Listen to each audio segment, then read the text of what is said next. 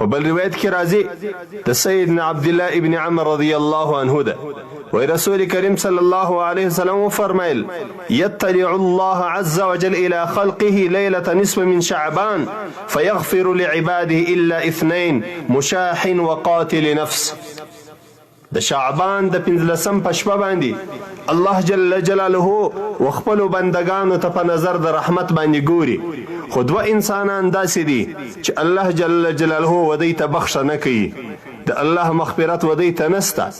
یو هغه انسان چې هغه د دوه مؤمنانو په مابینځ کې شیطانت او منافقت کوي د دوه کورو په مابینځ کې د دوه قومو په مابینځ کې د دوه کلیو په مابینځ کې د دوه قبیلو په مابینځ کې منافقت او شیطانت چې څوک کوي الله جل جلاله دغه انسان نه بخښي دویم هغه انسان چې هغه د خپل ځان وژونکی چې خپل ځان یې وژلی وژونکی د خپل ځان و دغه انسان ته الله جل جلاله په نظر د رحمت نه ګوري او الله جل جلاله یې نه بخښي په بل روایت کې راځي د ام المؤمنین عائشه صدیقه رضی الله عنها قالت قام رسول الله صلى الله عليه وسلم من الليل رسول کریم صلی الله علیه وسلم د شپې ودرېدی یوه شپه ده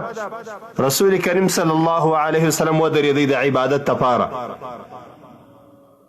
قالت قام رسول الله صلى الله عليه وسلم من الليل فصلى رسول کریم صلی الله علیه وسلم د شپې د تهجد ولمانځه ته راپورته سو او پر مانځه باندې ودرېدی فاطال السجود رسول کریم صلی الله علیه وسلم لویه او غټه اوږده سجده وکړه عائشه مور وای چې زما دا ګمان سو چې رسول کریم صلی الله علیه وسلم د سجدې په حالت کې وفات سو حتى ظننت انه قد قبض زما دا ګمان سو چې رسول کریم صلی الله علیه وسلم هغه وفات سو پر هغه باندې الله جل جلاله د مرګ فیصله وکړه ځکه رسول کریم صلی الله علیه وسلم په دغه اوږده سجده کې چې د الله جل جلاله تسبیحات وایي دا اوږده سجدې دغه د سجدې حالت چې ډیر اوږد و د ام المؤمنین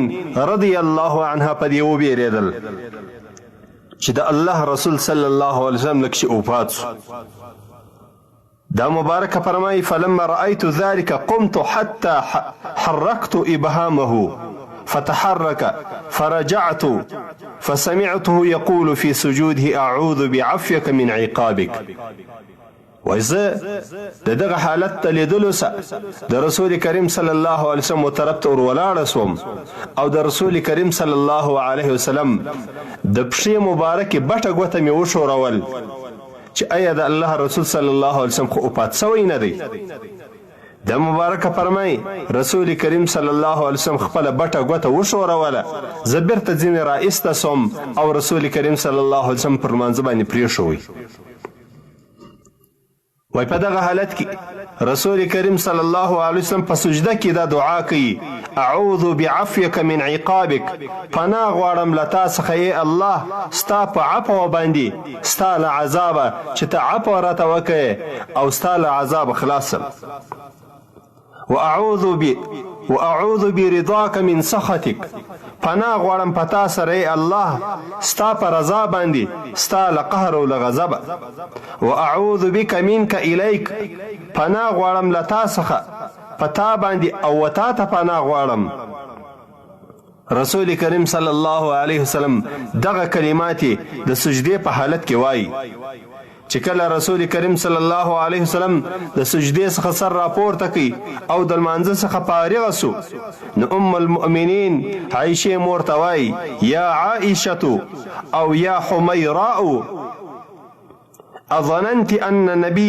نبی صلی الله علیه وسلم قد خاص بك ای عائشه ستا دا ګمان دی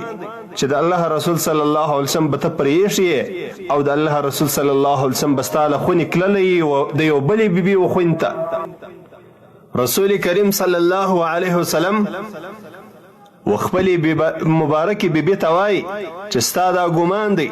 چې د الله نبي به ته پرېښې او ستا خاوند د الله نبي به د بلې بیبي وخونې ته تللی. خو عایشه مور قسم ورته کوي لا والله یا رسول الله، ای د الله رسوله په الله مې د قسم دغه نیت مې نه و چې ته به زما له خونې تللی د یو بلې بیبي وخونې ته. خو ولكني ظننت أنك قبضت لطول سجودك. اې د الله رسوله خو زما دا ګمان و چې ستا ډېره لویه او اوږده سجده چې ما ولیدل، زما دا ګمان سو چې خدای نه کرده ته به وفات سوی ځکه ته سر له سجدې څخه نه راپورته کوې. وی رسول کریم صلی الله علیه وسلم در دغه خبرو وروسته راته وویل اتدرین ای لیلة هذه، عایشې ته په دې باندې خبره چې دا کومه شپه ده؟ وای ما په جواب کې ورته وویل قلت الله ورسوله اعلم، الله د الله رسول په دې باندې ښه خبر دی چې دا کومه شپه ده. قال هذه ليلة النصف من شعبان، وإلى الله رسول صلى الله عليه وسلم رتول چې دا د شعبان د 15 شپه ده. إن الله عز وجل يطلع على عباده في ليلة نصف من شعبان، الله جل جلاله خپل خصوصي رحمتونه نازلوي په هغه 15 شپه د شعبان باندې، د شعبان په 15 باندې د 15 په شپه باندې الله جل جلاله خصوصي رحمتونه نازلوي. فيغفر للمستغفرين، الله جل جلاله بخښه کوي هغه انسانانو ته چې هغه الله جل جلاله څخه بخښه غواړي. ويرحم المسترحمين، او الله جل جلاله رحم نازلوي، خپل رحمتونه نازلوي پر هغه انسانانو باندې څوک چې د الله رحمت غواړي. ويؤخر اهل الحقد كما هم، هغه انسانان چې ناحقه سره خوابدي وي، یو له بل سره بغض او عناد لري، کین او بغض لري، یو له بل سره خوابدي وي، الله جل جلاله دغه انسانان ورسته کې پریږدي پر دوی باندې نه د رحمت خپل رحمت نازلي، نه الله جل جلاله دوی ته بخښه کوي، بلکې الله جل جلاله دوی پریږدي تر هغه وخته پورې چې درڅو پورې دوی په خپل مابین کې سره خوشاله سوي نه او په خپل مابین کې بیرته اخوت اسلامي ورورګلوي نه پیل کړي، در هغه وخته پورې الله جل جلاله دوی پریږدي.